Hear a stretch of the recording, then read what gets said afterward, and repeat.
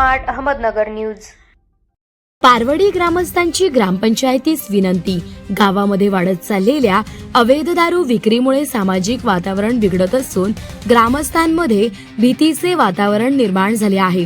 त्यामुळे ग्रामसभेमध्ये दारूबंदीचा ठराव करून तात्काळ कारवाई करण्यात यावी, ही सर्व ग्रामस्थांची विनंती आहे।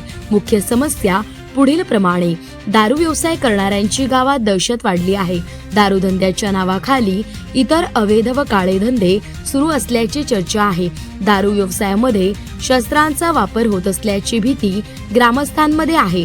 शाळेत जाणाऱ्या मुली व महिलांना त्या परिसरातून जाताना त्रास व छेडछाडीच्या घटना घडत आहेत। दारू व्यवसायामुळे गावात मारामारी, भांडणे व शांतता भंगाच्या घटना वाढल्या आहेत। युवकांमध्ये व्यसनाचे प्रमाण वाढत असून अनेक कुटुंबे आर्थिक व मानसिक अडचणीत सापडत आहेत। रात्री उशिरापर्यंत गोंधळ, शिवीगाळ व दहशतीचे वातावरण निर्माण होते। महिलांना व ज्येष्ठ नागरिकांना सुरक्षिततेचा प्रश्न निर्माण झाला आहे। गावातील सामाजिक व शैक्षणिक वातावरण बिघडत आहे।